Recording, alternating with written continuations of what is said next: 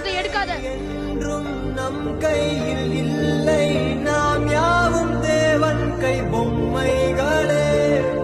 என்றால் கூட போராடு நண்பா, என்றைக்கும் தோற்காது உண்மைகளே.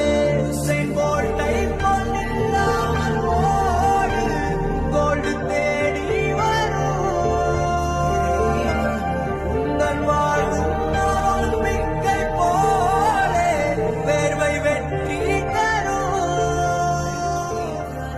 நாங்கள் ரிஷியும் வாழ்க்கை என்னதான் அடிச்சு வச்சாலும் அதுல இருந்து எழுந்து வர்றதோ எழுந்து வராததோ நம்ம கையில தான் இருக்கு. எதிர்